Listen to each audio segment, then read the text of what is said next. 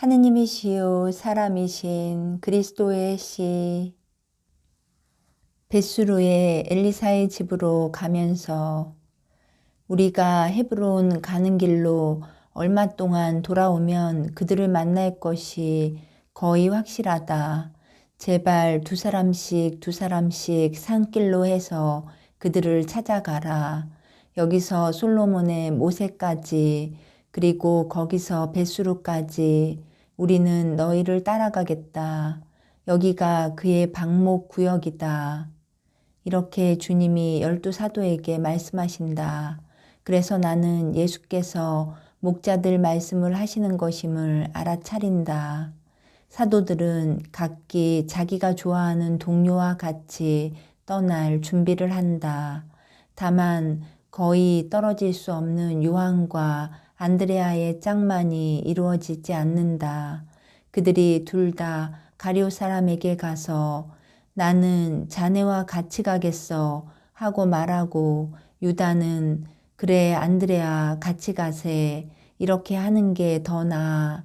요한, 자네와 나는 둘 다 벌써 목자들을 아는 사람이니까 자넨 다른 사람하고 같이 가는 게 더 나아 하고 대답하였기 때문이다. 그럼 젊은이는 나하고 가세 하고 베드로가 제베데오의 야고보를 떠나면서 말한다. 야고보는 군말 없이 토마와 같이 간다. 그리고 열성당원은 유다 타데오와 같이 가고, 알페오의 야고보는 마테오와 같이, 떨어질 수 없는 필립보와 바르톨로메오가 같이 간다. 어린아이는 예수와 마리아들과 같이 있다. 숲과 풀밭 따위로 온통 푸른빛인 산 가운데로 난 길은 시원하고 아름답다. 새벽에 황금색 빛을 받으며 방목지로 가는 양떼들을 만난다. 방울소리가 들릴 때마다 예수께서는 말씀을 중단하시고 바라다 보신다. 그리고 베들레헴의 목자 엘리야가 이 근처에 있느냐고 목자들에게 물으신다. 이제는 엘리야의 별명이 베들레헴 사람이라는 것을 알겠다. 다른 목자들도 베들레헴 출신이지만 이 별명은 당연히 그의 것이거나 또는 경멸을 나타내기도 한다. 그러나 이 점은 아무도 알지 못한다. 목자들은 양떼를 멈추고 시골씩 피리 불던 것을 그만두고 대답한다. 젊은 목자들은 거의 모두가 갈대로 만든 그 원시적인 피리들을 가지고 있다. 그래서 마륵지암은 넋을 잃는다.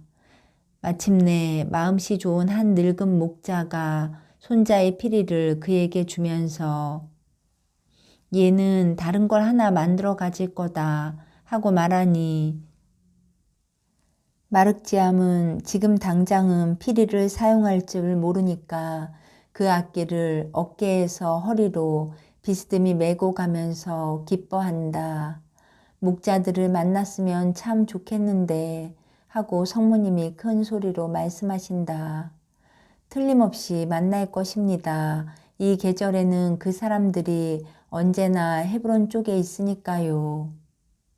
어린아이는 아기 예수를 본 그 목자들에게 흥미를 느껴 성모님께 수없이 많은 질문을 하는데, 성모님은 참을성 있고 친절하게 대답해 주신다.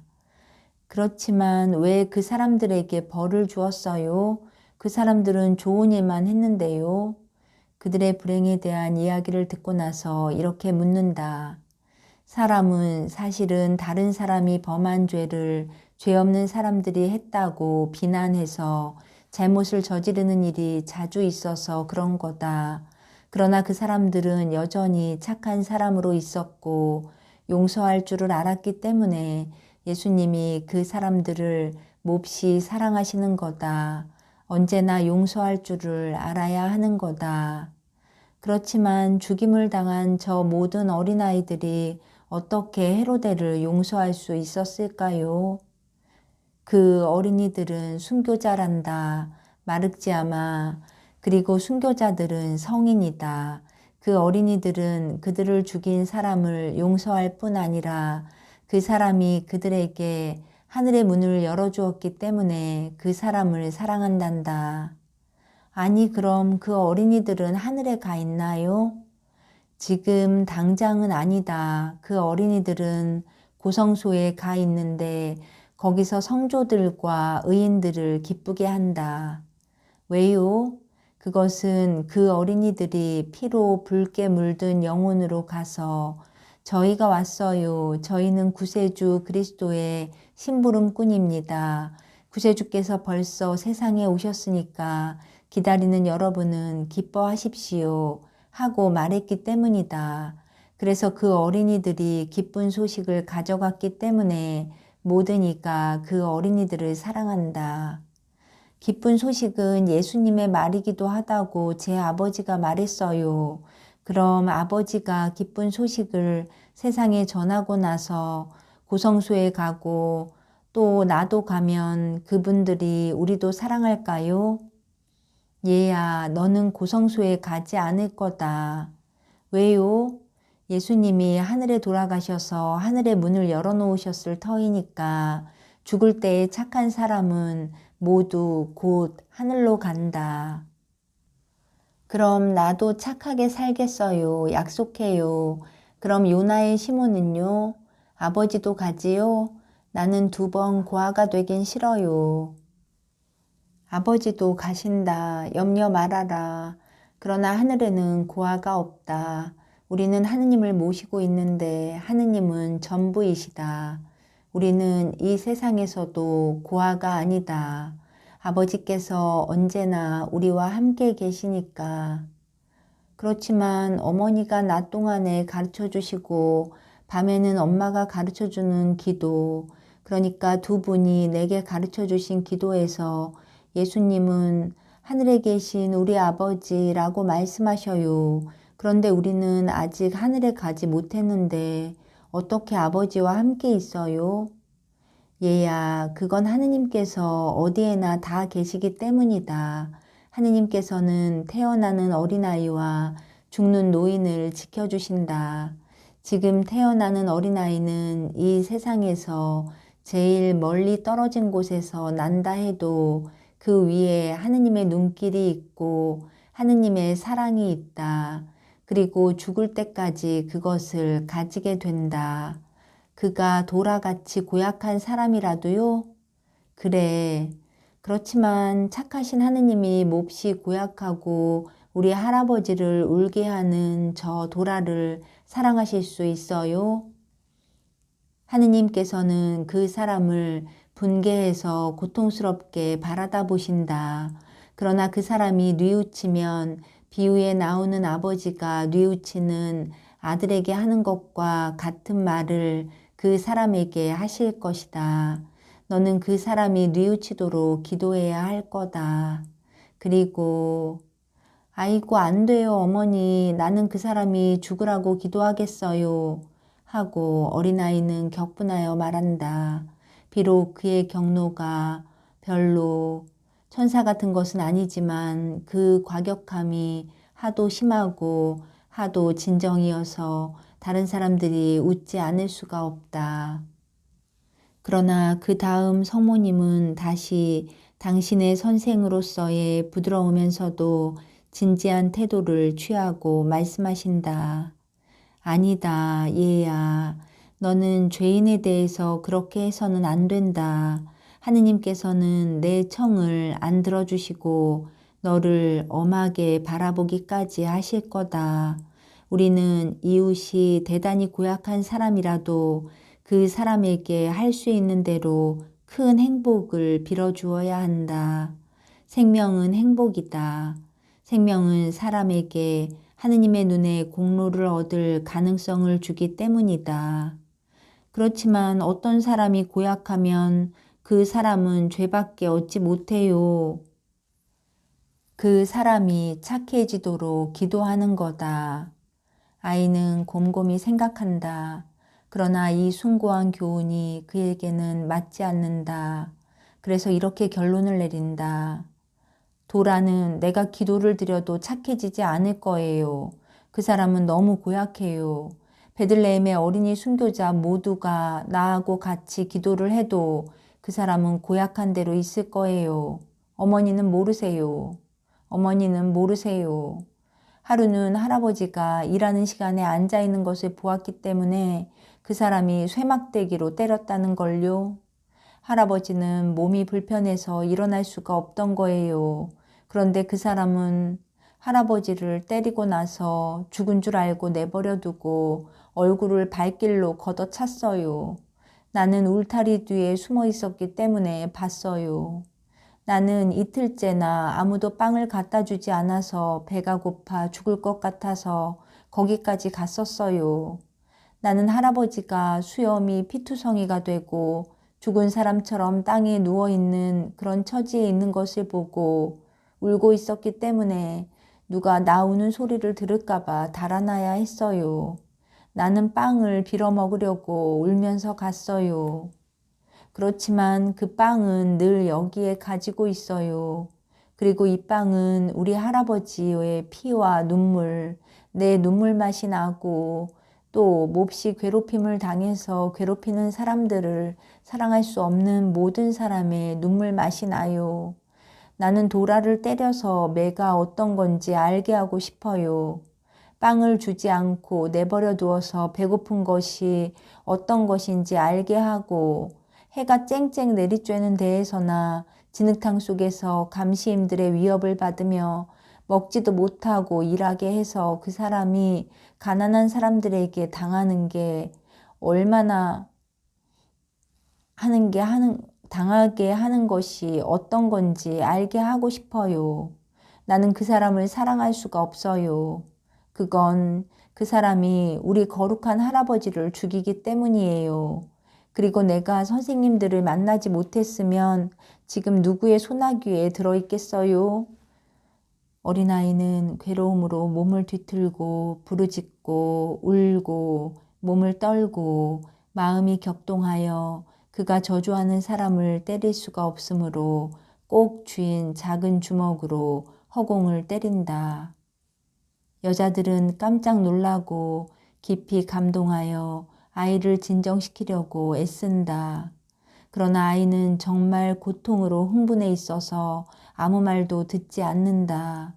그는 이렇게 외친다. 나는 할 수 없어요. 그 사람을 사랑하고 용서할 수 없어요. 나는 모든 사람을 대신해서 그 사람을 미워해요. 미워하고 미워하고 또 미워해요. 그는 보기가 민망하고 무섭다. 그것은 너무나 고통을 당한 인간의 반발이다. 그리고 예수께서도 그것을 말씀하신다. 도라의 가장 큰 죄는 죄 없는 사람이 미워하도록 만드는 것이다. 그러나 그러신 다음 어린아이를 안으시고 그에게 말씀하신다. 마르지아마, 내 말을 들어라. 너는 어느 날 엄마와 아빠와 형제들과 할아버지와 같이 가기를 원하지? 예, 그러면 아무도 미워해서는 안 된다. 미워하는 사람은 하늘에 들어가지 못하는 거다. 너는 지금 도라를 위해 기도할 수가 없니? 그럼 기도하지 말아라. 그러나 미워하지도 말아라.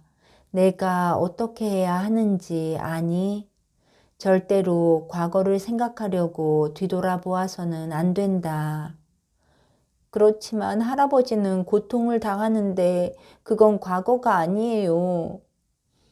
마르지아마, 그건 사실이다. 그러나 이렇게 기도하도록 해보아라. 하늘에 계신 우리 아버지, 제가 무엇을 바라는지 생각하십시오. 하고 너는 아버지께서 내 청을 아주 잘 들어주시는 것을 보게 될 거다. 혹 내가 도라를 죽인다 해도 너는 어떻게 하겠니?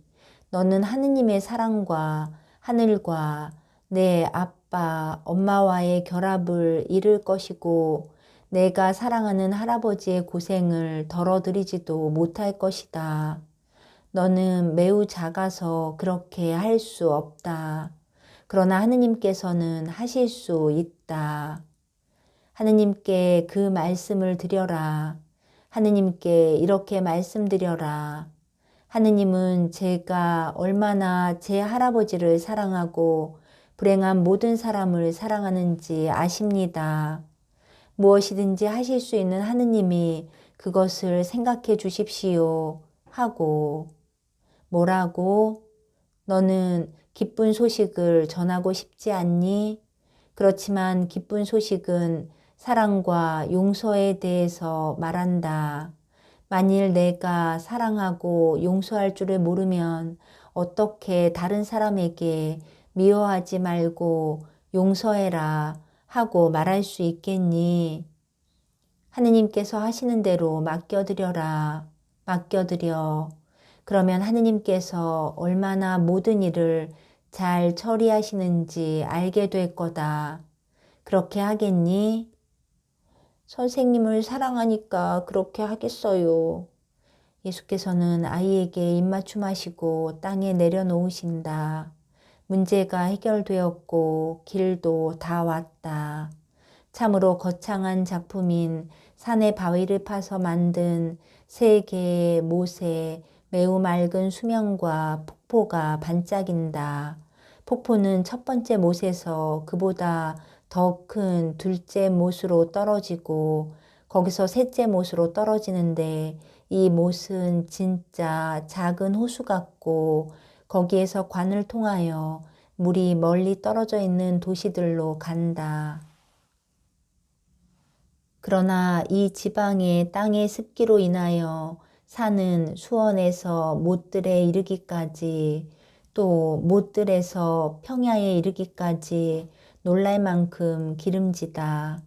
들꽃 중에서 가장 다양한 꽃들이 향기롭고 드문 초목들과 동시에 푸르른 비탈을 화려하게 장식하고 있다. 여기에는 사람이 정원꽃들과 향기로운 초목에 씨를 뿌린 것 같다. 그것들은 따뜻하게 하는 햇볕을 받아 육개와 장뇌와 카네이션과 라벤더의 향기와 그 밖에 잘 스며드는 강하고 감미로운 향기 따위, 이 세상의 가장 좋은 향기들을 더할 수 없이 기묘하게 혼합해서 공중에 발산한다.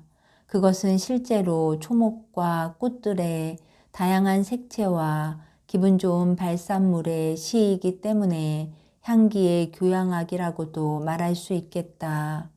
모든 사도가 어떤 나무 그늘에 앉아 있는데 그 나무에는 엄청나게 큰 흰 에나멜로 만든 방울 같은 이름을 알 수 없는 큰 흰 꽃이 만발하였다. 그 꽃들은 늘어진 장식같이 바람이 조금만 불어도 흔들리고 흔들릴 때마다 많은 향기를 내뿜는다. 나는 그 나무의 이름을 모르겠다. 꽃은 칼라브리아에 있는 그곳 사람들이 보따로라고 부르는 소관목의 꽃을 연상시키는데 나무줄기는 분명히 그 나무가 아니다. 이 나무는 줄기가 튼튼하고 키가 큰 나무이지 소관목이 아니기 때문이다. 예수께서 사도들을 부르시니 그들은 달려온다. 저희들은 거의 즉시 장에서 돌아오는 요셉을 만났습니다. 그 사람들이 오늘 밤에는 모두 벳수르에 있답니다. 저희들은 큰 소리로 서로 불러서 모여가지고 시원한 여기에 자리 잡았습니다. 하고 베드로가 설명한다. 정말 아름다운 곳입니다. 꼭 정원 같아요. 저희들은 이곳이 자연 그대로냐 아니냐 하고 토론을 하고 있었습니다. 어떤 사람들의 의견은 이렇고 어떤 사람들의 의견은 다릅니다. 하고 토마가 말한다. 유다의 땅에도 이런 경탄할 만한 것들이 있단 말이야. 하고 모든 것을 가지고 심지어 꽃과 초목을 가지고도 뽐내는 가리오 사람이 말한다. 그래, 그렇지만 만일 예를 들어 티베리아의 요한나의 정원이 돌보지 않아 원시적인 것이 되면 갈릴레아에도 폐허 속에 놀랄 만큼 찬란한 장미꽃들이 있게 될 거야 하고 제베데오의 야고보가 대꾸한다. 그리고 내 말도 틀리지 않는다. 솔로몬의 정원들이 있던 곳이 이 지방인데 그 정원들은 그의 궁궐과 마찬가지로 그 시대의 세상에서 유명하였다. 어쩌면 솔로몬이 여기에 생겨나게 한 모든 아름다움을 거룩한 도읍에 적용하면서 여기서 아가를 구상했는지도 모른다 하고 예수께서 말씀하신다. 그럼 내 말이 맞았었지? 하고 타데오가 말한다. 내 말이 옳았어 하고 다른 사촌 야고보가 말한다. 선생님 아세요? 타데오는 정원의 개념과 모세 개념을 합치면서 전도서를 인용하며 이렇게 말하면서 끝마쳤어요. 그렇지만 그는 세상 만사가 헛되다는 것과 내 예수의 말을 빼놓고는 태양 아래 계속되는 것이 아무것도 없다 하고요. 고맙다. 그러나 솔로몬에게도 감사하자. 원래의 꽃들이 그에게서 오건 안 오건 초목들과 사람들에게 물을 대주는 못들은 틀림없이 그에게서 오는 것이다. 이 때문에 그를 축복하자. 그러면 이 나무에서 저 나무로 꽃이 핀 회당을 만들어 놓은 저 큰 들장미 나무에까지 가자. 거기서 쉬기로 하자. 우리는 이제 길을 거의 반쯤 왔다. 그리고 오후 3시쯤 잘 가꾸어진 이 지방의 나무 그림자가 길어질 때에 다시 길을 떠난다. 사람들은 어마어마하게 큰 식물원을 지나가는 줄로 생각한다. 여러 가지 종류의 식물이 줄기나 열매나 아름다움으로 소개되어 있기 때문이다. 농부들이 사방으로 돌아다니지만 지나가는 사도들의 무리에 주의를 기울이지 않는다. 하기는 사도들의 집단이 유일한 집단이 아니다. 과월절 명절을 지내고 돌아가는 다른 히브리인 집단들도 길을 가고 있다. 길은 산을 깎아 만든 것이지만 꽤 좋은 상태이고 펼쳐지는 경치가 걸음의 단조로움을 깨뜨린다.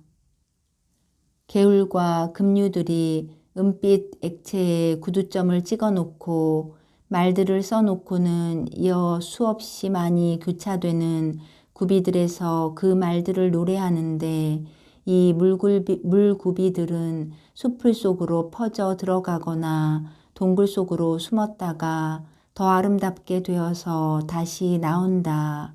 개울과 급류들은 즐거워하는 어린이들처럼 나무와 바위와 장난을 하는 것 같다. 이제는 완전히 명랑해진 마륵지암까지도 장난을 하고 새들 흉내를 내느라고 피리를 불어본다.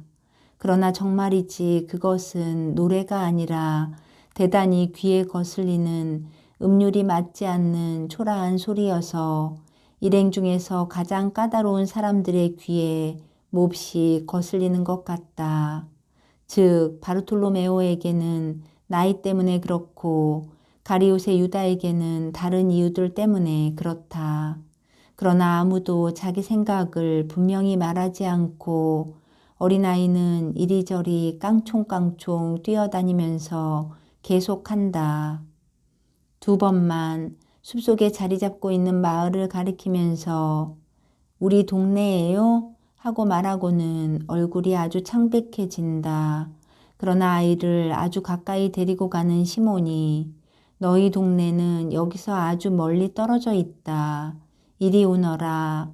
이리 와서 저 아름다운 꽃들을 꺾어서 어머님께 갖다 드리자 하고 대답한다. 이렇게 해서 아이의 추억에서 정신을 딴 데로 돌리게 한다. 베스루가 그 언덕 위에 나타날 때에는 황혼이 깃들기 시작한다. 그리고 그리로 가기 위하여 들어선 덜 중요한 길에는 즉시 양떼들이 나타나고 양떼들과 더불어 목자들이 달려온다. 그러나 엘리야는 성모님도 계신 것을 보자 놀라서 팔을 쳐들고 감히 자기 눈을 믿으려 하지 않는 채 그대로 서 있다. 엘리야, 당신에게 평화가 있기를 바랍니다. 틀림없는 나입니다. 당신에게 약속을 했었는데 예루살렘에서 우리가 만날 수가 없었어요. 그렇지, 이제 그 생각은 하지 맙시다. 지금 우리가 만났으니까요. 하고 성모님이 다정스럽게 말씀하신다.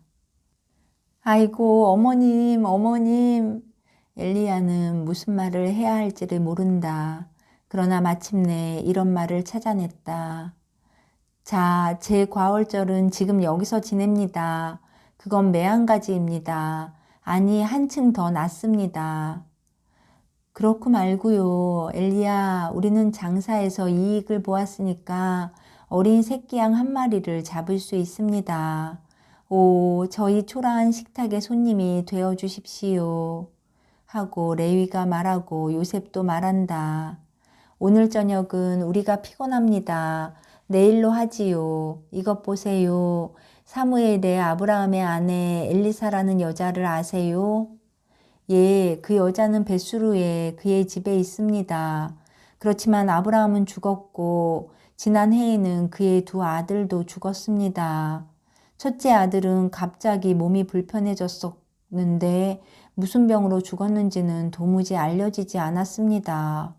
둘째는 천천히 쇠약해졌는데 아무것도 병을 먹게 하지 못했습니다. 저희가 새해 어미염소의 젖을 갖다 주었습니다. 그것이 병자에게 좋다고 의사들이 말했기 때문입니다. 병자는 모든 목자들에게서 오는 양젖을 굉장히 많이 먹었습니다. 가엾은 어머니는 양떼 속에 처음으로 젖이 나는 염소를 가진 목자이면 누구한테나 젖을 구하러 사람을 보냈었으니까요. 그러나 그것은 아무 소용도 없었습니다. 저희가 평야로 돌아왔을 때에는 그가 먹지를 못하게 되었었습니다. 그리고 저희가 아달달에 돌아왔을 때는 병자가 2달 전에 죽었다고 했습니다. 불쌍한 친구, 엘리사는 성전에서 나를 무척 사랑했어요. 우리는 조상이 같았고 엘리사는 마음이 착했어요. 엘리사는 어려서부터 약혼했던 아브라함과 결혼하려고 나보다 2년 먼저 성전을 떠났어요. 그리고 맏아들을 주님께 바치려고 엘리사가 성전에 왔던 일이 기억나요. 엘리사는 나를 부르게 했어요.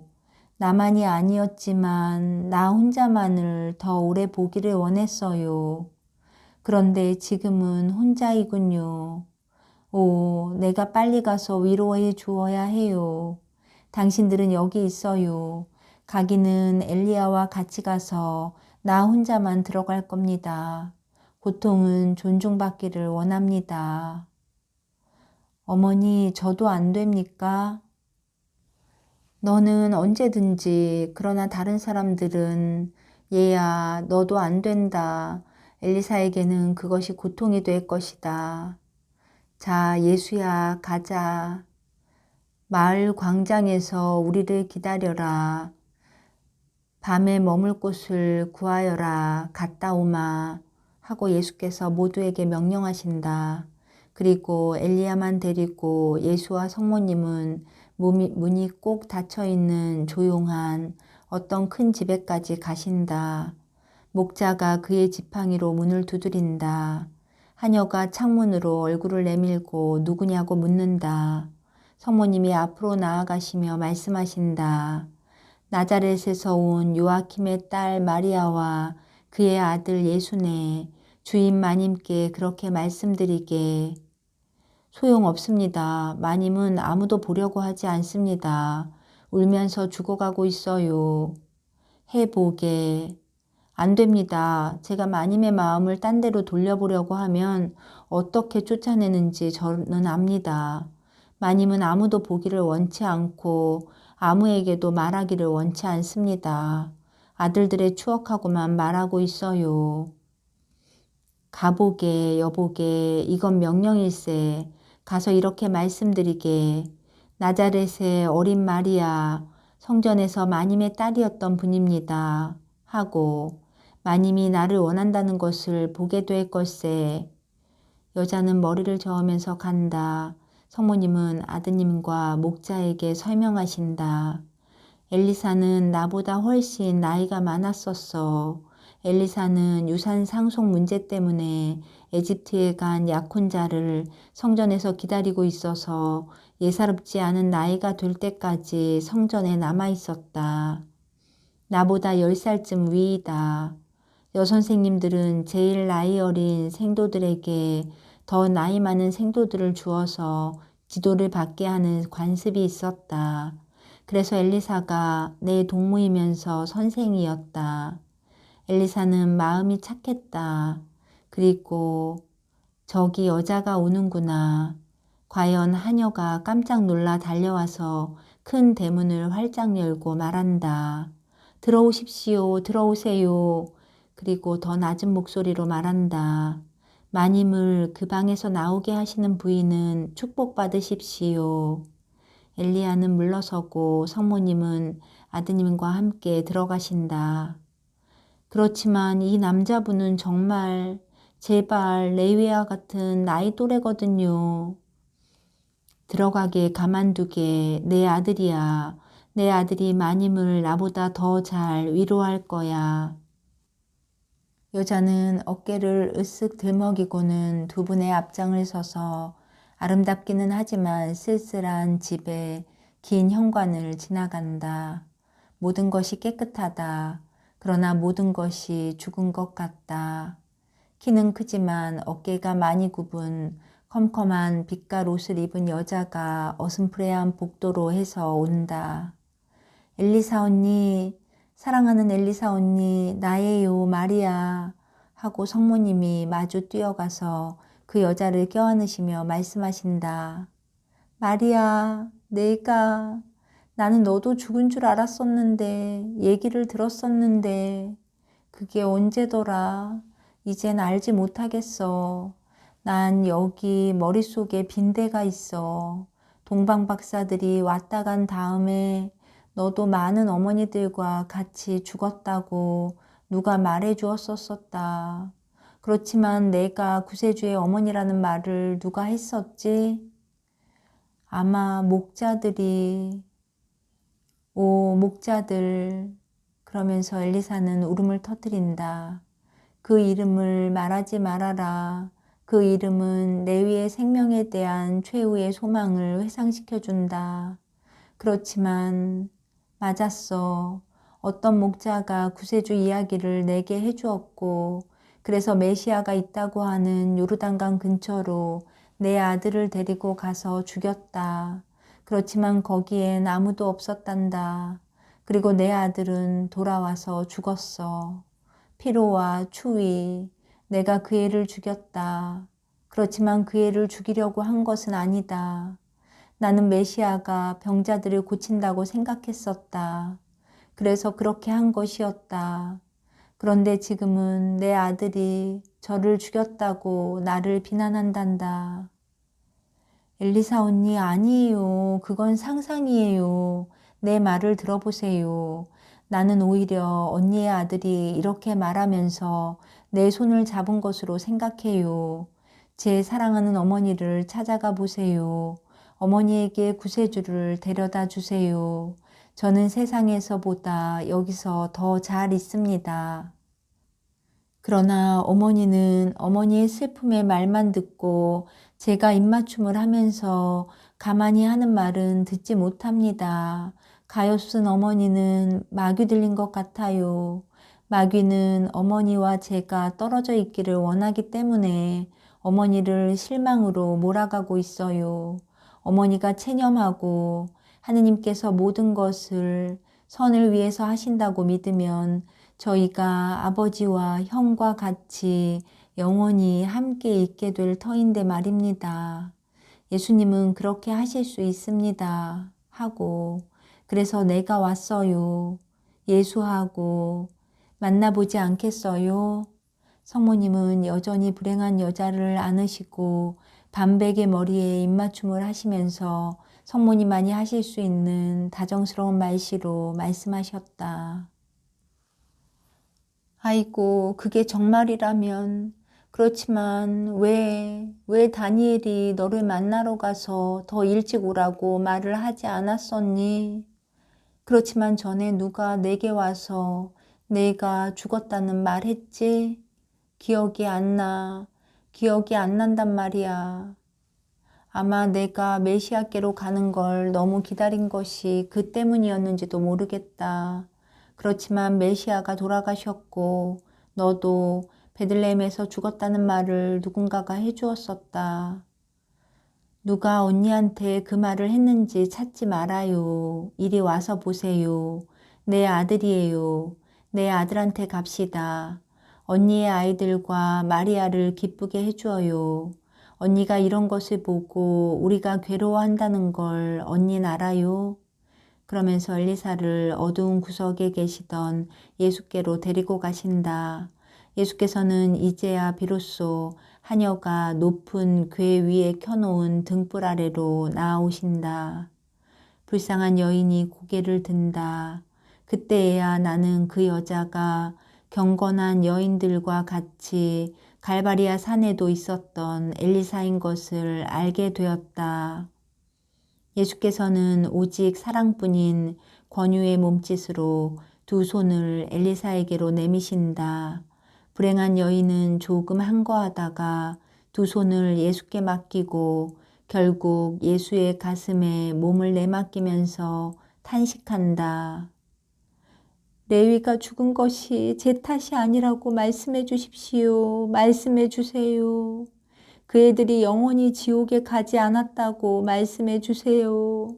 머지않아 제가 그 애들과 같이 있을 것이라고 말씀해 주십시오. 예, 그러지요. 이것 보세요. 아주머니가 내 품에 안겨 있는 지금 그들은 더없이 기뻐하고 있습니다. 내가 오래지 않아 그들에게로 갈 것입니다. 그때 내가 그들에게 뭐라고 말해야 합니까? 아주머니가 주님께 맡기지 않는다고 말할까요? 내가 이렇게 말해야 합니까? 그렇게도 용맹하고 그다지도 지혜로운 이스라엘의 여인들, 다윗의 여인들에게 아주머니는 그것이 진실이 아니었음을 반증해야 합니까? 아닙니다. 아주머니는 괴로워합니다. 그러나 아주머니가 혼자서 고통을 당했기 때문에 괴로웠습니다. 아주머니의 고통과 아주머니와 단독으로 아주머니와 아주머니의 고통 단독으로 그래서 그 무게를 감당할 수가 없는 것입니다.